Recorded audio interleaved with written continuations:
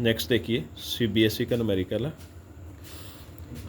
2 identical circular wires हैं, दोनों में करंट एंटी क्लॉकवाइज है, दोनों एक दूसरे के परपेंडिकुलर हैं। ये जो है इनका कॉमन सेंटर पॉइंट है और टोटल मैग्नेटिक फील्ड की वैल्यू कैलकुलेट करनी है इन दोनों के कारण। देखिए जब भी करंट एंटी क्लॉकवाइज होगा तो मैग्नेटिक फील्ड की डायरेक्शन क्या आएगी, अवे फ्रॉम द कॉइल। इसमें इसके कारण डायरेक्शन इस तरफ होगी, ये जो कॉइल है इसके कारण, और इसके कारण किस तरफ होगी, इस तरफ होगी। B1 मैग्नेटिक फील्ड जो होगा वो इस तरफ होगा, ये B1 हो गया,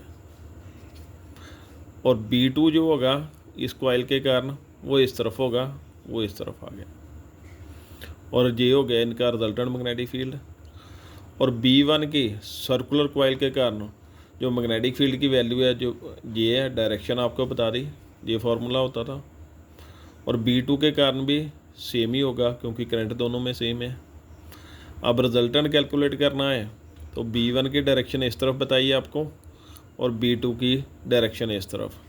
B1 की डायरेक्शन किस कॉइल के कारण है, इस कॉइल के कारण हमेशा होगी अवे फ्रॉम द कॉइल, और B2 की डायरेक्शन इसके कारण होगी इस तरफ होगी, अवे फ्रॉम द कॉइल। और दोनों की B1 B2 की वैल्यू सेम है, ये इन दोनों की रिजल्टेंट होगी। ये B1 है तो ये भी क्या होगा, B1 होगा। पाइथागोरस थ्योरम अप्लाई कर देंगे, hypotenuse square equal to base square plus perpendicular square, square हटेगा तो अंडर रूट आ जाएगा।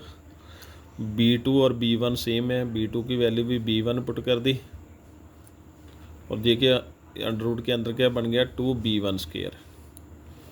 स्क्वायर जो था वो अंडर रूट के साथ कैंसिल हो गया, अंडर रूट 2 आ जाएगा। B1 की वैल्यू जो है वो पुट कर देंगे। ये टोटल मैग्नेटिक फील्ड की वैल्यू जो है वो आगे डायरेक्शन पता करनी हो तो वो कैसे पता करेंगे, इसकी डायरेक्शन कैसे पता करेंगे, tan थीटा के साथ, इस लाइन के साथ हमेशा,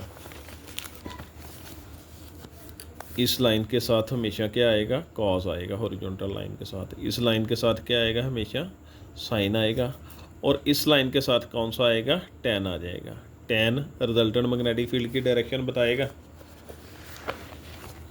इसलिए tan थीटा की वैल्यू जो है वो कैलकुलेट की। tan थीटा क्या होगा, परपेंडिकुलर अपॉन बेस आ जाएगा, परपेंडिकुलर, परपेंडिकुलर कौन सा है, जी, और बेस जी है, B1 अपॉन B2। और B1 और B2 की वैल्यू क्या है, सेम है, दोनों की वैल्यू क्या होगी, सेम होगी, तो वैल्यू पुट करने की ज़रूरत नहीं है। B2 की वैल्यू B1 डाल देंगे तो B1 के साथ B1 कैंसिल हो जाएगा, tan थीटा इक्वल टू क्या आ जाएगा, 1 आ जाएगा, क्योंकि दोनों की वैल्यू सेम थी।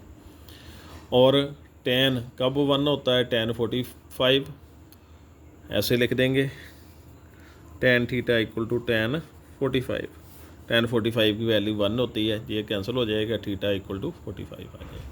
Thank you.